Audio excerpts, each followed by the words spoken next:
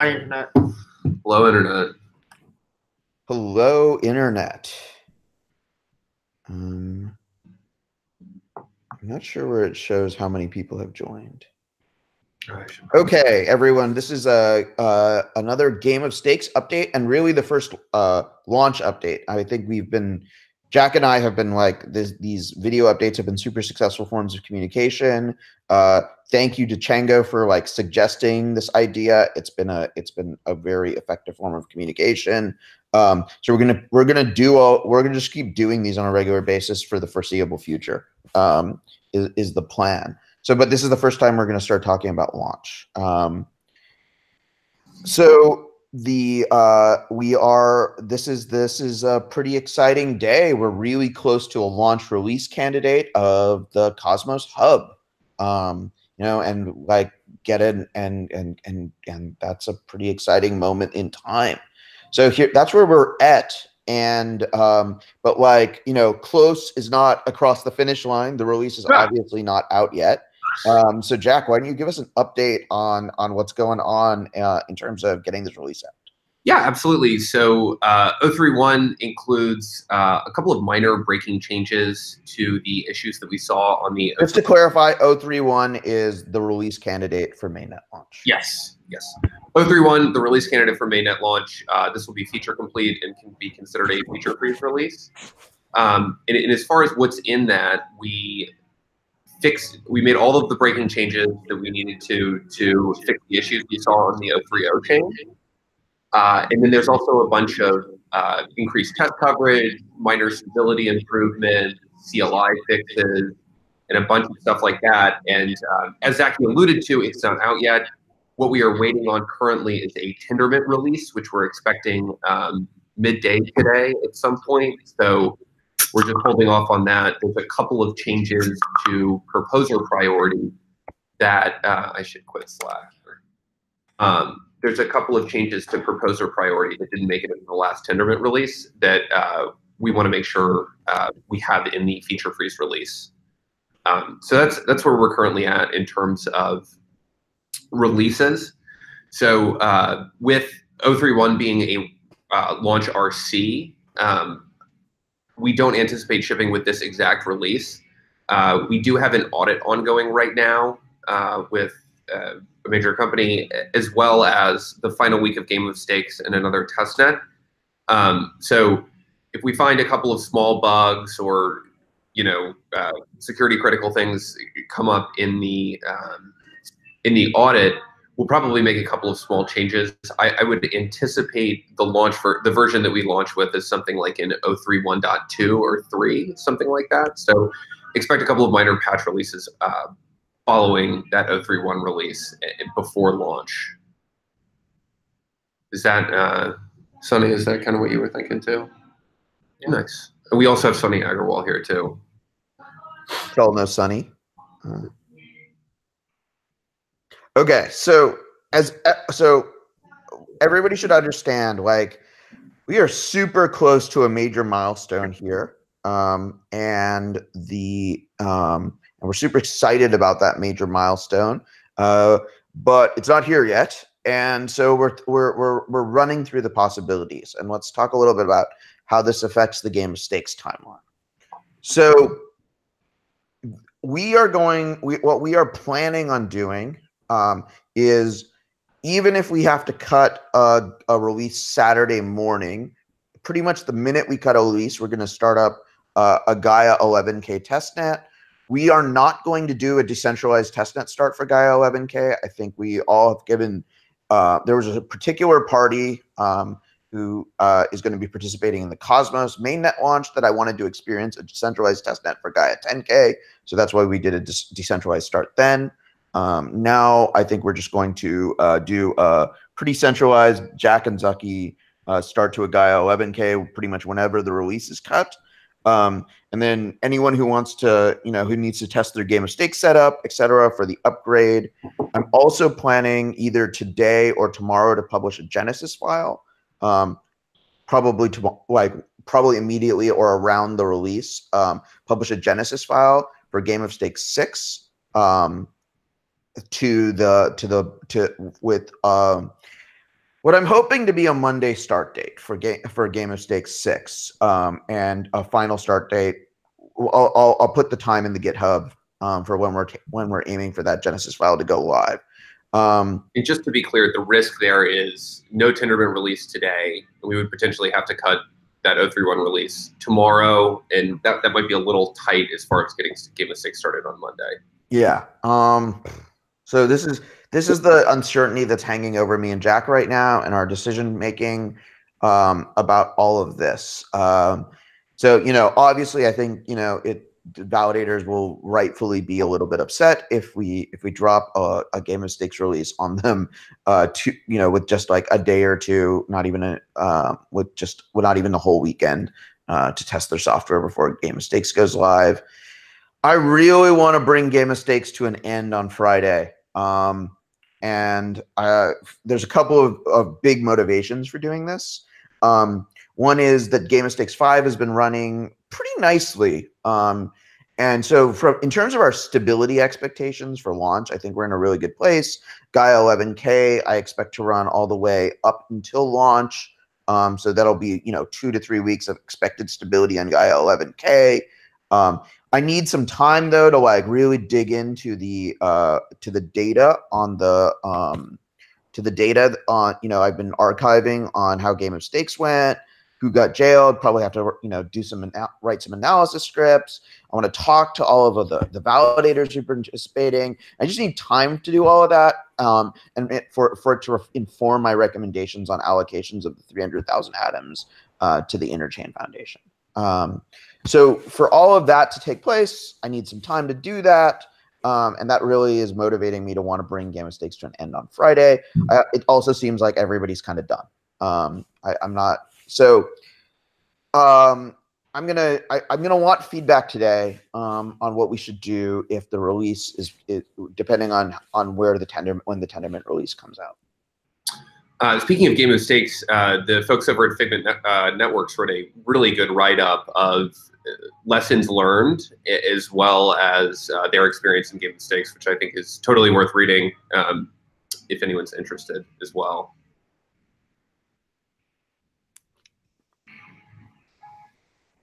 But yeah, and as we're chatting right here, if you guys want to drop questions in the Riot or ping us, please. We will be sure to get those answered as well. Yeah. Yep. Riot chat, Telegram, all those places, good places to ask me questions about the timeline. So, and then post Game of Stakes, the reason why Zaki needs to work on that, the scoring there is what's going to come out of that is the mainnet Genesis file. And it's essentially waiting on these modifications that we need to make on it due to Game of Stakes. Yep. And then once that mainnet Genesis file is launched, we'll start a 1 week period likely of collecting GenTXs from all of the validators, and then light this rocket ship off after that, I think. Yep, that's the plan. Yeah. Obviously, so a bunch of caveats to that statement, which is, there's a couple of things that we're trying to do here. One is there are audits going on as there will be for the next, month or two.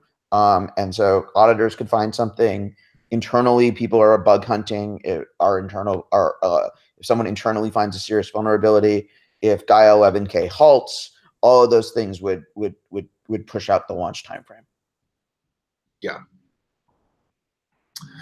We have done quite a bit of internal code audit over the last week. We've had the whole SDK team in one place and been able to sit down and pair on a full code audit of the SDK. So found a couple of small issues there, which is nice.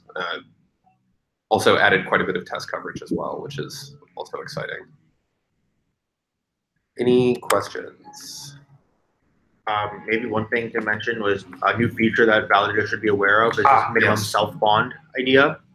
And so what happens now is there's a feature where it's actually kind of very critical is validators, when they sign up, when they do their create validator, they're allowed to set something called a minimum self-bond or minimum self-delegation.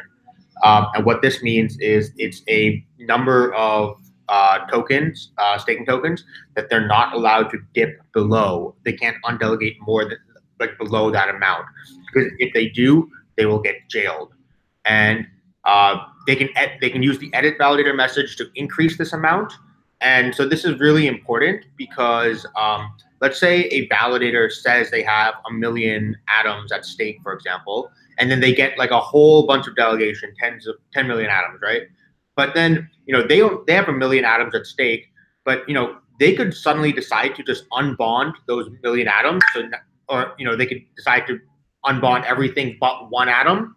And so they only have one atom at stake now. And then they could, double sign and get all of their delegators slashed, but they basically only end up losing one atom. So one of the things that delegators should and will be looking for when choosing who to delegate to is how much their declared minimum self bond is. Self-delegation.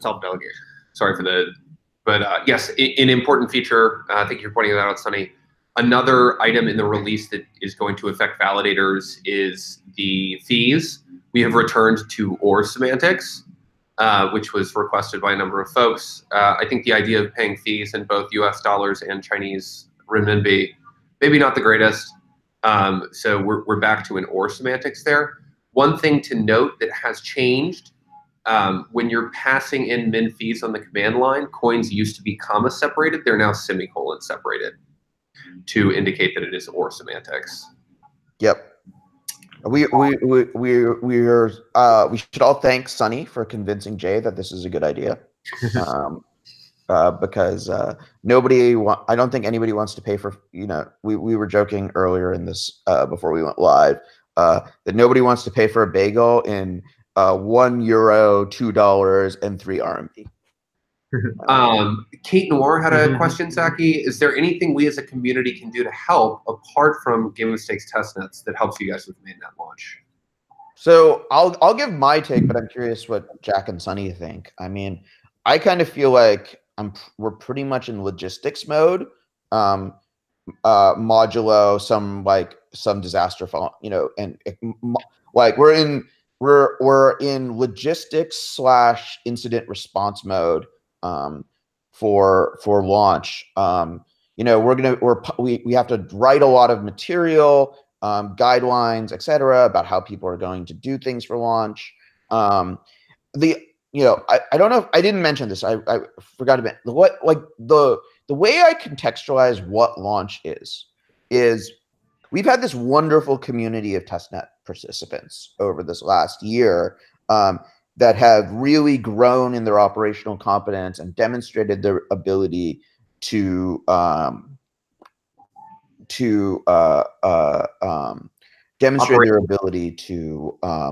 want to like operate BFT software services over the network.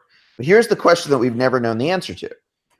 Is this just these wonderful people on our testnets have been doing a great job operating the software, but we have this group of people who participated in the Cosmos fundraiser. Are they going to be able to operate the software with the same level of skill?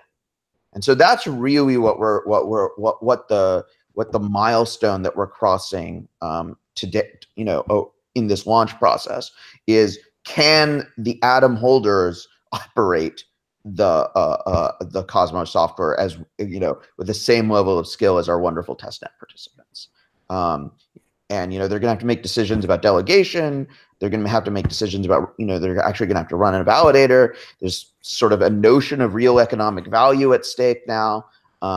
So let the games begin. But this is the reason why we want a period of time where this sort of competence gets built up before we start playing around with before we sort of impose economic finality by enabling transfers, and then impose and then start making the hub to an extent a finality engine between chains by enabling IBC. Yeah, but and then Kate, to your question, what can you guys do to help?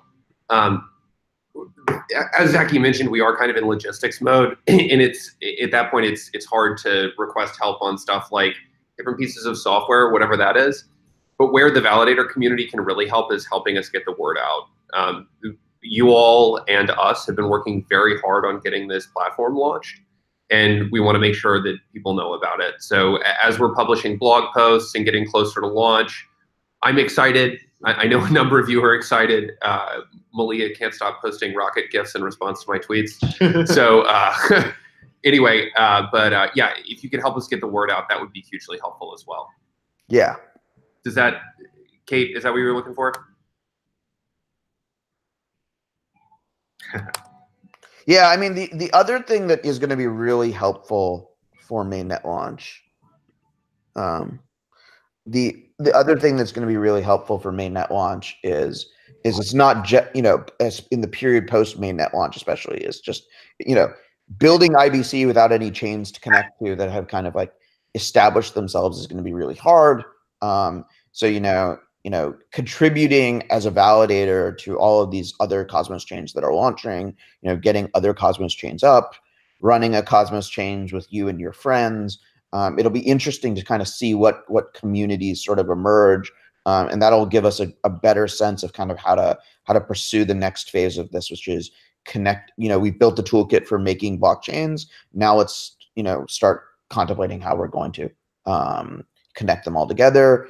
And obviously, you know, I kicked off yesterday the IBC webinar series. We're gonna try to like run IBC a little less IBC like specification development process in a little bit more of an open way that we've done with the sort of MVP chain. Because obviously we want multiple implementations. Obviously we want the scope of IBC to be as wide as possible. And so the question is, so like, you know, contributing and getting involved in the IBC process is also just like a great thing for the community to start doing. So as I said, you know, I like start planning, spinning up your own chains, start planning for receiving delegation, start planning for operating on the hub mainnet, start planning every zone that your imagination can conceive of. These are all things that it's time for now. Another one thing would be that all of bits we should be releasing a blog post soon on like helping teach people how to delegate on mainnet. Yeah. But you know, that blog post is going to be in English and stuff. So you know, definitely help people if people can help like build documentation and stuff and educational materials. But you know, the validator set from Game of Stakes is pretty distinct from the from the fundraiser participants, and so helping like educate a lot of the fundraiser participants to get up to like the level of maturity that like the validator community has gotten up to in the last couple of months. So whether that means like, you know, translating some of that delegation documentation, writing your own, etc. Yeah, and just kind of dovetailing on that, the validator community has done a great job of providing us feedback and telling us where we're messing things up and what needs to get fixed. As Zaki mentioned, we're starting some IBC calls. We'll also be starting a validator community call as well. So keep bringing that feedback, keep opening issues, and keep making sure that we're building the software that you guys need. Oh, for example, you know, our blog post is going to be talking about like how to delegate, but if I'm, Zaki, correct me if I'm wrong, if I'm incorrect here, but I don't think it's like, you know, talking much about like how the governance process works and stuff and teaching people how to use that. And so, you know, that would be a piece of like educational documentation that would be highly valuable. Yeah, no, I mean, it's just like, honestly, there's so much education that needs to be done about the system. And, you know, we are working our asses off on it, but like, it's just like, it seems like every day we find out some new piece of the educational piece of what education that needs to be done and what communication needs to be done. And yeah, I mean, honestly, like just keep poking us with questions about how this is all going and how everything works. So we also kind of get a sense of where we're falling short. Chris had a question. Is there a list of other IBC chains hanging around somewhere? Chris, because IBC is not currently implemented, there's not a list of folks working on IBC. However, a number of the projects on that list of projects on the Cosmos forum are working actively with us to help develop IBC. I don't know if we're going to be dropping a list of those folks anytime soon. Zaki, do you have anything to say there? I assume those people will announce themselves on some of the implementer calls. Yeah, I would imagine that. So, Chris, I think Loom has publicly stated an intention to support IBC. Yeah. So, Chris, and like CZ was talking about it for the Binance chain. I mean, I don't know what Binance is going to do if they're not going to connect their DEX to the IBC network. Yeah.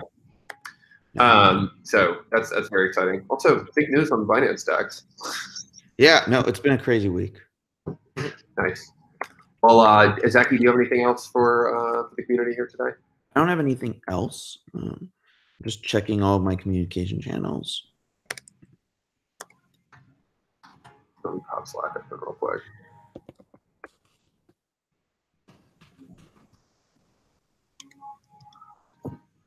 Yeah, no, I'm good. Anyone else? Anything else? Any other questions on the riot?